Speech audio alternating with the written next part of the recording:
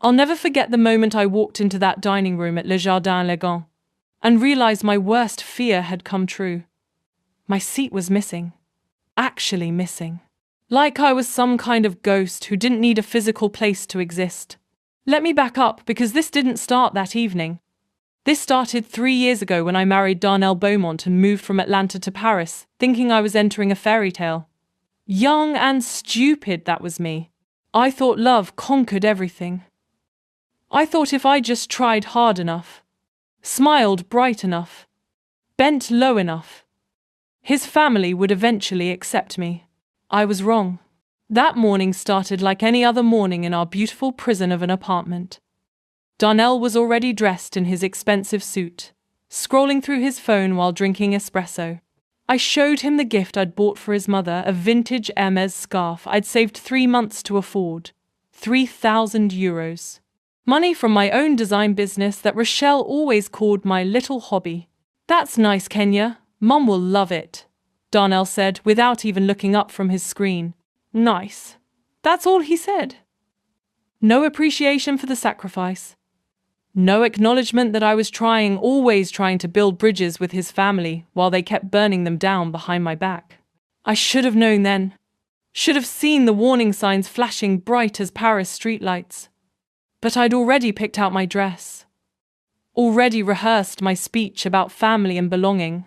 Already convinced myself that tonight would be different. That maybe after 3 years of cold shoulders and accidental insults, Rochelle would finally see me as her daughter-in-law, instead of the American woman who corrupted her precious son. I spent 2 hours getting ready. The burgundy dress, Darnell once said, made me look stunning back when he still noticed how I looked. Hair curled perfectly. Makeup flawless. I practiced my smile in the mirror until it looked natural, instead of desperate. Before I left, I texted Darnell. Running 5 minutes late. Save me a seat. He sent back a thumbs up emoji. Nothing else. Not, can't wait to see you. Or, you're going to look beautiful. Or any of the things he used to say back when we first fell in love. Just a thumbs up. Like I was a co-worker, confirming a meeting time. The taxi ride through Paris felt longer than usual. The driver kept trying to make small talk, but I was too nervous to focus. My hands wouldn't stop fidgeting with the gift bag. That scarf cost more than my rent back in Atlanta. But I wanted Rochelle to know I respected her, valued her, wanted to be part of this family even though they made it clear every single day that I wasn't. Le Jardin Elegant is the kind of restaurant where they judge you before you walk through the door. All crystal chandeliers and gold trim, and waiters who look at you like they're calculating your net worth. I'd only been there once before for Darnell's birthday 2 years ago when Rochelle made a speech thanking everyone in the family except me. She literally thanked the waiter and forgot I existed. The hostess's smile flickered when I gave her the Beaumont name. Just for a second. Then she recovered and said, "Oh yes, Madame Beaumont is already here with her party. Follow me, please." I followed her through the restaurant, past tables of wealthy people eating tiny portions of expensive food. My heart was pounding so hard I thought everyone could hear it. I kept telling myself to breathe, to stay calm, to remember my speech. Then I walked into that private dining room and my entire world tilted sideways. The table was set for 11 people. 11. Beautiful place settings with gold-trimmed plates and crystal wine glasses and fresh flowers. Name cards written in perfect calligraphy. Rochelle sat at the head wearing a silver gown that probably cost more than my car. Marquis beside her. Tasha 3 seats down looking smug. Camille with her phone out already recording. And Darnell, my husband, sitting there comfortable and relaxed like nothing was wrong. Because for him, nothing was wrong. I counted those chairs 3 times. My eyes moved from seat to seat searching for my name. Searching for any indication that I belonged there. And then I understood. This wasn't an accident. This wasn't a mistake. This was intentional. They didn't forget to get me a chair. They chose not to. I stood there frozen while everyone stared at me. 30 seconds of pure silence. Long enough for my face to flush hot with humiliation. Long enough for other diners outside the room to notice something was wrong. Long enough for me to see exactly what my life had become. Then Darnell, the man who promised to love and protect me, looked me dead in the eye and chuckled. Actually laughed. Like this was funny. Like my pain was entertainment. Oops, he said with this stupid smile on his face. Guess we miscounted. The entire family erupted in laughter. Real laughter. Not nervous or awkward. They thought this was hilarious. Rochelle hid her smile behind her wine glass. Tasha took a picture with her phone.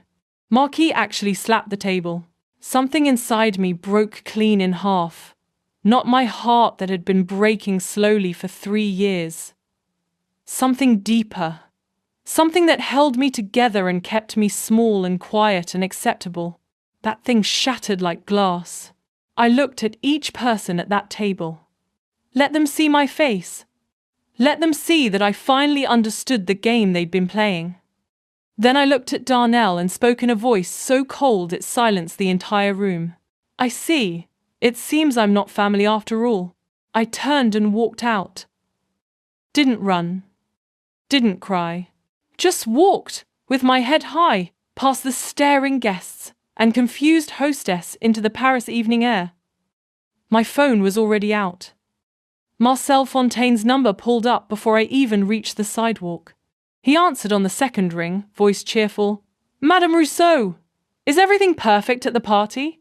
My hand was steady as stone. My voice didn't shake at all. Marcel, I need you to cancel everything. Right now. The entire event.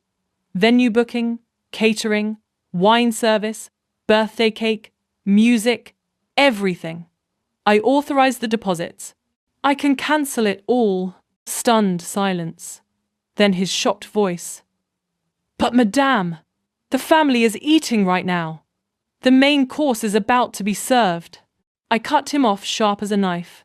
I said cancel it. Now. I hung up and started walking. Behind me, my phone started vibrating with calls I didn't answer. Somewhere in that restaurant, my words were becoming reality. And for the first time in 3 years, I felt something other than invisible. I felt powerful. Inside that private dining room, the Beaumont family had already forgotten I existed. They always did that, erased me the moment I left a room, like I was drawn in pencil instead of permanent ink.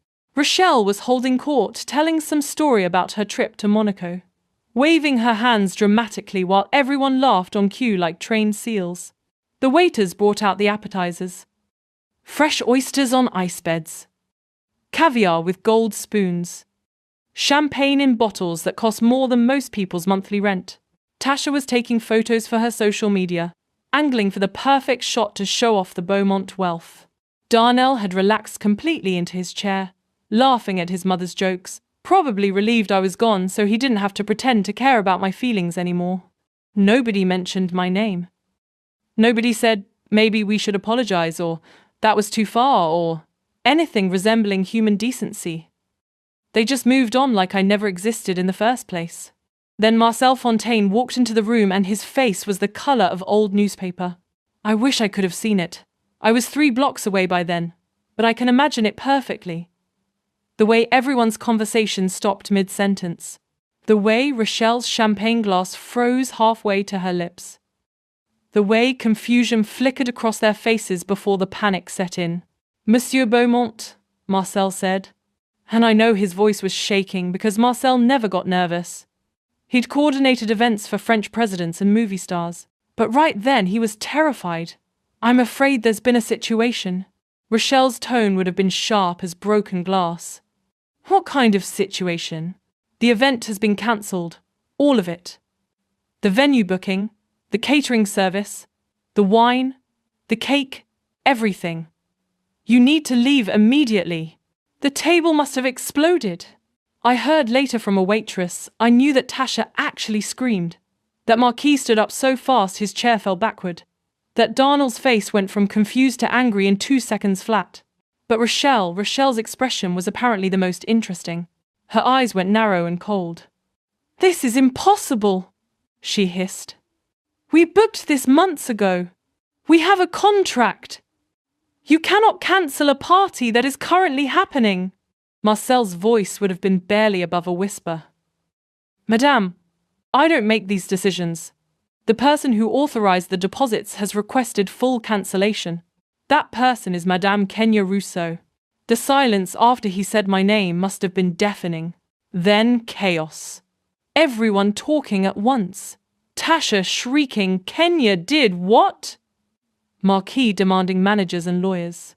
Darnell pulling out his phone with shaking hands, and finally seeing all my missed calls, all my unread messages, all the evidence that I'd been trying to reach him while he ignored me for his family. But Rochelle sat perfectly still.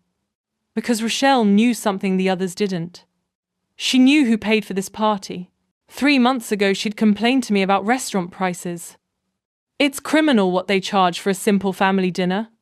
And stupid me, still trying to buy my way into her heart, offered to help. "Let me handle the deposits. Consider it part of your gift." She'd accepted without even saying thank you.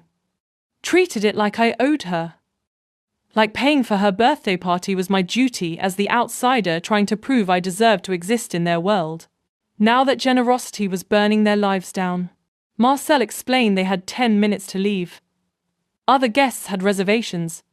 The kitchen was shutting down service for their table. This was happening whether they liked it or not.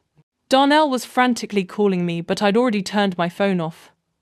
I was in a taxi heading toward our apartment, my mind calm and clear for the first time in years. Behind me, my husband was shouting, "This is insane! She can't just destroy my mother's birthday over a chair." But it wasn't about a chair. It was never about a chair. It was about 3 years of being treated like furniture myself. Useful when needed, ignored the rest of the time, easily replaced. The waitress told me later that Tasha started crying. "This is so embarrassing. Everyone is staring at us." And they were. Other diners had their phones out. Videos were being recorded.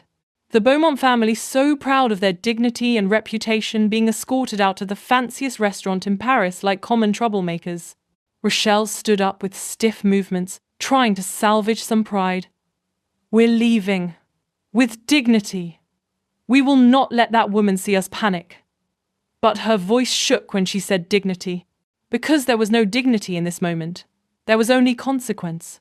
They gathered their things while other guests whispered and pointed.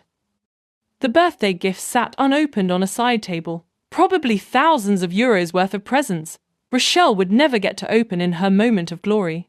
And the cake, the 5-tier masterpiece I'd ordered with gold leaf and fresh roses that cost more than most people's wedding cakes, was being wheeled back to the kitchen, never to be seen. As they walked through the restaurant, Tasha's tears got louder. How could she do this to us? Nobody answered her, because they all knew the answer. They'd spent 3 years teaching me exactly how to do this to them. They spilled onto the Paris street, 11 Beaumonts looking lost and humiliated under the streetlights.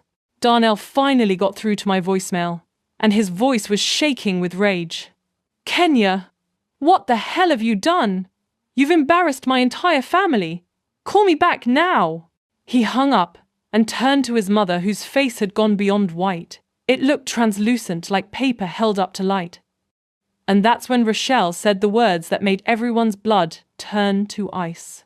"The apartment. She has access to the apartment." The realization hit them all at once. I'd been gone 30 minutes. 30 minutes alone with keys and codes and security access. 30 minutes with nothing but rage and a lifetime of disrespect to fuel me.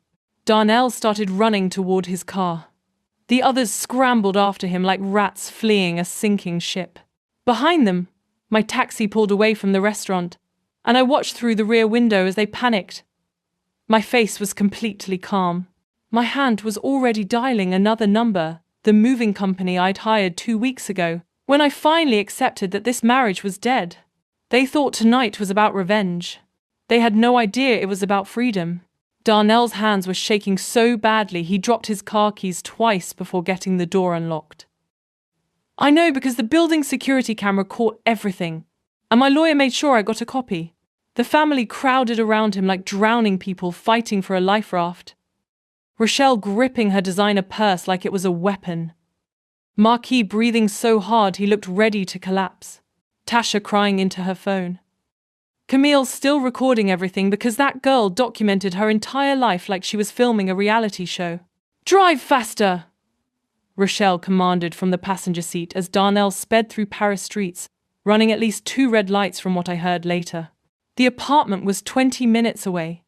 20 minutes for me to do whatever I was planning. Except I wasn't there anymore. I'd finished my work in 15 minutes and left before they even got their coats on at the restaurant. She wouldn't dare. Marquis kept repeating like a prayer. But nobody believed him. They'd all seen my face. They'd all heard that cold, calm voice. They knew the quiet Kenya who swallowed insults for 3 years was gone, and someone new had taken her place. They screeched to a stop outside the building so hard the tires made that movie sound screech. The doorman tried to warn them. Monsieur Beaumont, your wife left about 10 minutes ago with several suitcases, But Darnell was already running past him, jabbing the elevator button like it would make the machine move faster. The elevator rose slowly, painfully. 5 floors feel like 50 when you're panicking. Rochelle's breathing was rapid and shallow. If she's damaged anything, I will have her arrested, she hissed. Empty threats from a woman who was just beginning to understand she had no power here. The doors opened. They rushed down the hallway. Darnell's hands shook so badly he could barely get the key in the lock. Then he pushed the door open and they all froze completely. The apartment wasn't destroyed. That's what they were expecting. Broken furniture, shattered glass, spray paint on the walls. Some dramatic scene of destruction. But what I'd done was so much worse than destruction. I'd erased myself. All the Beaumont family furniture was still there, untouched. The antique sofa from Rochelle's dead mother.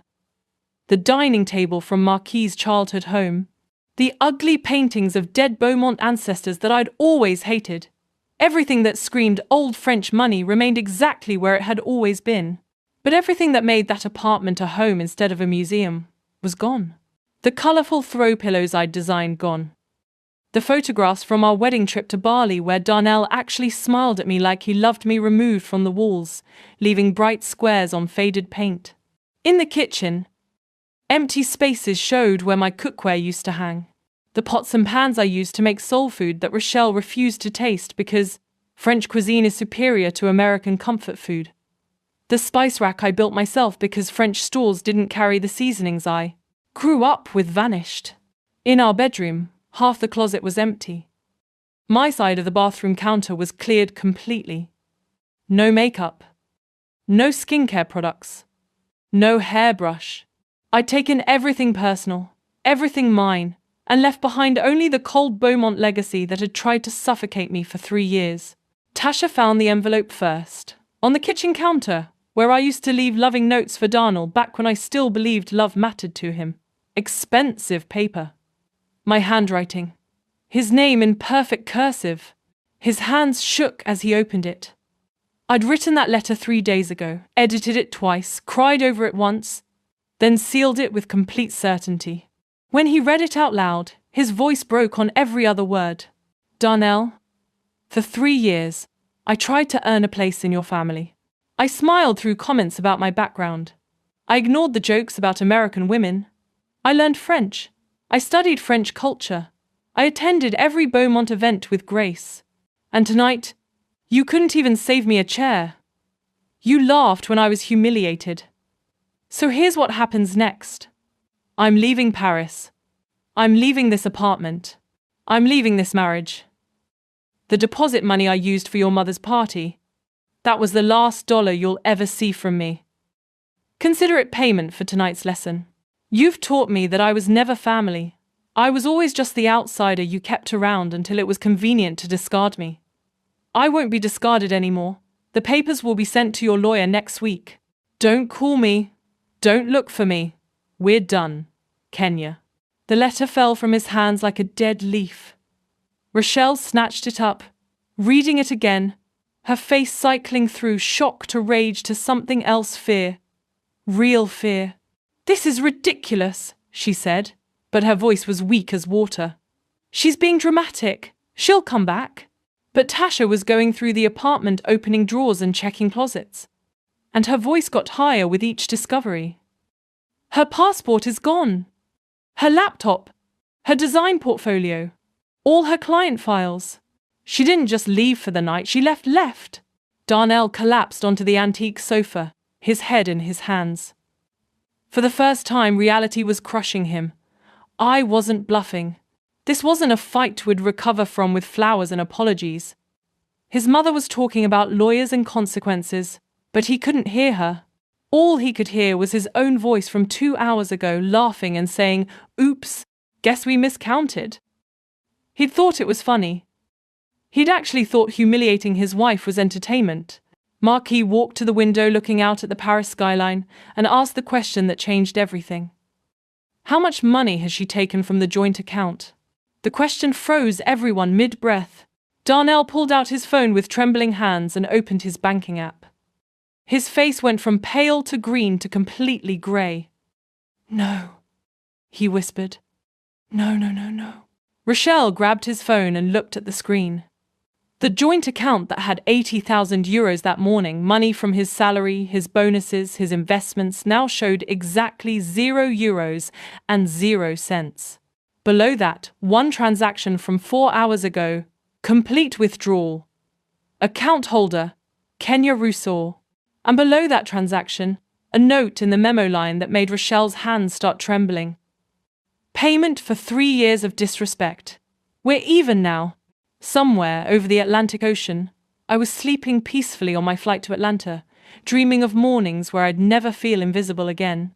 The silence in that apartment was so thick you could choke on it. Then Rochelle's voice cut through like a knife scraping glass. "Get it back. Call the bank. Call the police. That's OUR money." But Darnell was already on the phone with his bank. And I wish I could have seen his face crumble as they explained reality to him. "What do you mean it was legal? It was a joint account. She took everything." The banker's voice was patient but firm through the speaker. Patient the way you talk to a child who doesn't understand how the world works. "Monsieur Beaumont, Madame Rousseau is an authorized account holder. She has every legal right to withdraw funds. There's no fraud, no theft. The account was in both your names." Darnell hung up and looked at his mother with empty eyes. "It's gone! All of it!" Over the next hour, while I was somewhere over the ocean sleeping better than I had in 3 years, the Beaumont family tore through that apartment looking for answers. What they found was evidence of just how carefully I'd planned my escape. This wasn't some emotional breakdown. This wasn't me waking up that morning and deciding to burn everything down. I'd been planning this for 2 weeks, ever since Rochelle sent out the birthday party invitations and accidentally forgot to mail mine. Darnell brought his copy home, and didn't even notice my name wasn't on it. That's when I knew. That's when I started preparing.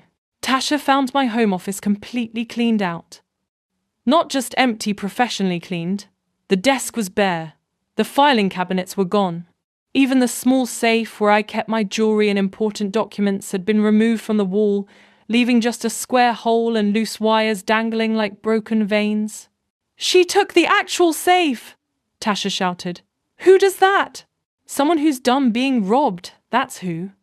Someone who learned that the Beaumonts took and took and took until there was nothing left, so she made sure to leave with everything that belonged to her. Camille discovered something that made her go quiet. She was scrolling through old photos on her phone pictures from previous Beaumont family events. And now, looking at them with new eyes, she saw the pattern. In every single photo, I was positioned slightly outside the group.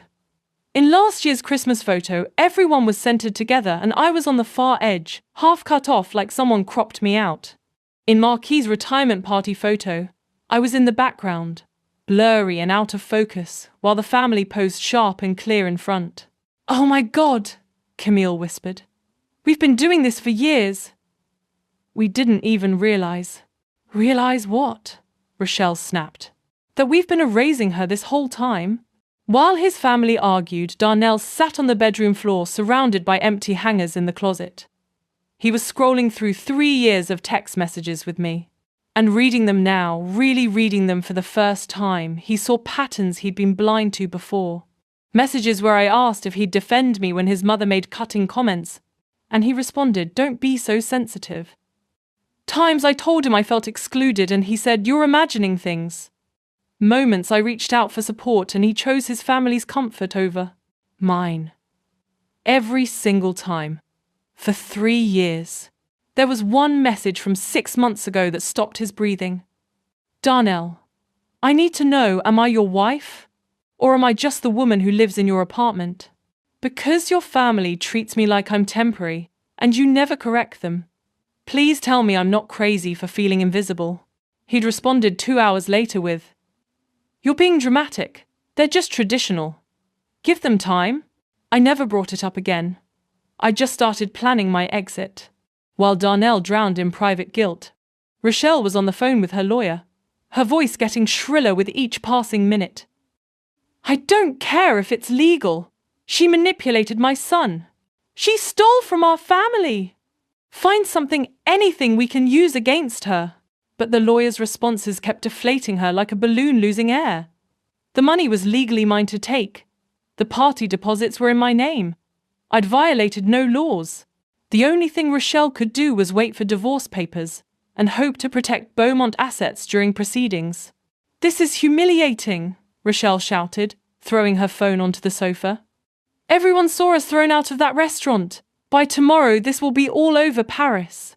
The Beaumont family's centuries of dignity and reputation destroyed by some American girl with an attitude. Marquis, who'd been sitting quietly in the corner, finally spoke. His voice was tired. Sad. "No, Rochelle. We destroyed ourselves. She just made sure we saw it."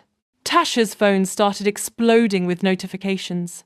The restaurant incident had hit social media. Someone recorded them being escorted out and posted it with the caption, "Beaumont family party, cancelled mid-celebration. Drama in Paris." The video already had 12,000 views. The comments were ruthless. "Imagine treating your daughter-in-law so badly she cancels your birthday party mid-party. That's legendary.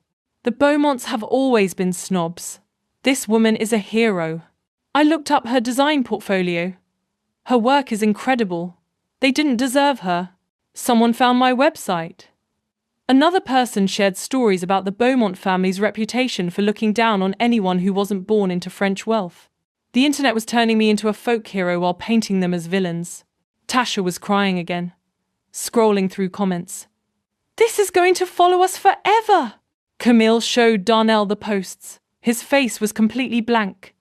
Then, quietly, "She deserves better than this." Rochelle spun on him so fast she almost lost her balance.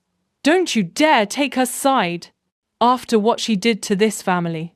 Darnell stood up slowly. When he spoke, his voice was raw with pain. "What she did? What she did? Mom, we left her without a chair at your birthday dinner. We laughed at her. I laughed at my own wife being humiliated. And you want me to be angry that she fought back?" His voice cracked like breaking glass. "She's gone. And it's my fault." The apartment fell completely silent. Then Darnell's phone rang a number he didn't recognize. He answered, desperate, hoping, "Kenya?"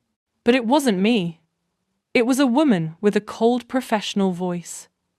"Monsieur Beaumont?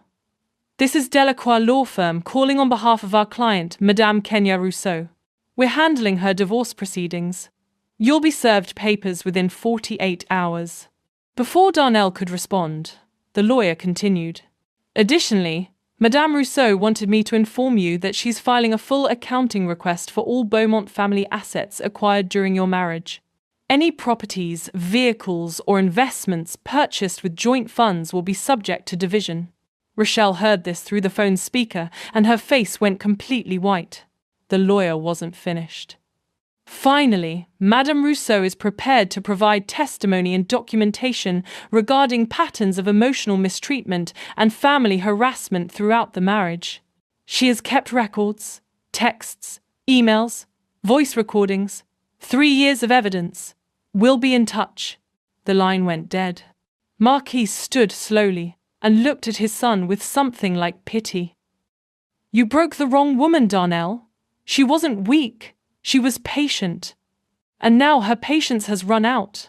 The divorce papers arrived exactly 48 hours later, delivered by a courier who made Darnell sign for them 3 times, like he was accepting responsibility with each signature. The document was 73 pages long. Rochelle insisted on reading every word with the family lawyer present, and what they discovered made her pour herself a glass of wine at 10 in the morning, something she'd never done in her entire proper French life. I didn't just keep records. I kept a complete archive of my own destruction. Every text message where Darnell dismissed my feelings printed and highlighted in yellow. Every email where Rochelle accidentally left me off family event invitations documented with dates and timestamps. Voice recordings from family dinners where Tasha made comments about American women having no class while Darnell sat silent letting it happen. Even videos, including one from last Christmas where Marquis made a toast to the real Beaumont family, while I sat at that table, visibly excluded from his raised glass, my face showing exactly how much that hurt. The lawyer's face was grim, as he flipped through page after page of evidence. This is substantial proof of emotional neglect and family harassment. In French courts, this could impact asset division significantly. Rochelle's hands shook around her wineglass. How much could she get? The lawyer didn't sugarcoat it. If she proves a pattern of mistreatment enabled by the family, and given that Monsieur Beaumont failed to protect his spouse, she could claim up to half of everything acquired during the marriage. The apartment might be considered joint property since you both lived there. The car? The vacation home in Nice? Business investments? Darnell interrupted, his voice completely hollow. The nice house was my grandmother's. The lawyer nodded slowly. But renovations made during your marriage using joint funds could make portions of its value divisible. Rochelle actually gasped, like someone punched her in the stomach. While the Beaumonts panicked privately, my story had taken on a life beyond anything I'd imagined. That restaurant video went viral, 3 million views in 48 hours. News outlets picked it up. American woman cancels mother-in-law's birthday party after being left without seat. The comments section was overwhelmingly on my side. People were calling me a hero. Someone started a hashtag, Chairless in Paris. My interior design business, which Rochelle always dismissed as my cute little hobby, suddenly had a waiting list of 200 clients. Women from around the world were reaching out, sharing their own stories of family exclusion, and finding inspiration in my choice to walk away with my dignity intact. A New York publisher emailed asking if I'd be interested in writing a book about setting boundaries with difficult in-laws. Tasha found all of this online and showed her family with shaking hands. She's being treated like a hero. People are saying she's brave. One article called her an icon. Camille, who'd been quiet since that night, said softly, "Maybe she is." Rochelle's head snapped toward her. What? Camille met her aunt's eyes without flinching for the first time in her life. We treated her terribly. For years. We all knew it. And we did it anyway, because it was easier than standing up to you. The words hung in the air like smoke after an explosion. While his family fought, Darnell spent 2 days rereading every message, every email, every moment of our marriage. He saw it now, how he chose silence over support. How he let his mother's disapproval poison our love. How he stopped defending me because defending me meant confronting his family. And confronting his family was uncomfortable. So he took the easy path. And I suffered for it until I couldn't anymore. He tried calling me one last time. The number was disconnected. He emailed. It bounced back. He reached out to my friends in Atlanta. They wouldn't tell him anything except, "She's safe. She's healing, and she doesn't want to hear from you." 2 weeks later, my lawyers presented their settlement offer. I wanted 40% of the joint assets less than I could legally fight for. I wanted the money from the joint account that I'd already taken to be counted toward that total. And I wanted one thing more. A written letter of apology from Rochelle Beaumont, acknowledging the years of mistreatment, to be filed with the court documents. Rochelle refused immediately. "I will not apologize to that woman. She humiliated our family." But the lawyer was brutally honest. "Madame Beaumont, If this goes to court, the judge will see all the evidence. The videos, the recordings, the pattern of exclusion. Your family's treatment of Madame Rousseau will be publicly examined. Every dinner where she was insulted, every event where she was pushed aside, it will be in French newspapers. Your reputation will suffer far more than it already has. Marquis stood up, and when he spoke, his voice had an edge nobody had ever heard before. Write the letter, Rochelle. Write it, sign it, and let this woman move on with her life. 1 month after that night in Paris, the divorce was finalized. I got my settlement. Rochelle wrote a 2-paragraph apology that her lawyer had to revise 6 times because she kept making it sound like I was at fault. Darnell signed the papers alone in that empty apartment, surrounded by furniture that never felt like home. The Beaumont family reputation recovered slowly. Rochelle cancelled most of her social events for 6 months, hiding from the shame. Tasha deleted her social media accounts and moved to London to escape the comments. Camille started seeing a therapist and had difficult conversations about family patterns. Marquis and Rochelle attended marriage counselling after he admitted he'd been unhappy for years, staying silent just like Darnell did. Back in Atlanta, I opened a new design studio in a renovated warehouse space. The walls were covered with my work, colourful, bold, unapologetically mine. I hired a team of young designers who reminded me of myself. Talented people who were told they didn't belong in fancy spaces. I taught them that they belong everywhere they choose to be. One afternoon, 6 months after leaving Paris, I got an email from Darnell. Subject line: I finally understand. I hovered over it for a long moment, then deleted it without reading. Some chapters need to stay closed. On a sunny Saturday morning, I sat in my studio with coffee, reviewing design proposals. My phone rang, a new client, wanting to hire me for a Manhattan project. As I took notes, I glanced at the wall where I'd hung a small reminder. A photo of that empty chair from the Paris restaurant, printed from Camille's viral video. I kept it there not as a wound, but as a reminder that my worth was never determined by who made space for me at their table. I learned to build my own table, and now the chairs around it were filled with people who saw me, valued me, and celebrated me not despite who I was, but because of it. The Beaumonts taught me a painful lesson that night in Paris, but I taught them something far more powerful. That the woman they underestimated, dismissed, and laughed at was strong enough to walk away from everything and build something better. I didn't just survive their cruelty, I transformed it into freedom. And in the end, that empty chair became the best gift they ever gave me because it forced me to finally stand up. I never returned to Paris, I never looked back, and I never ever felt invisible again.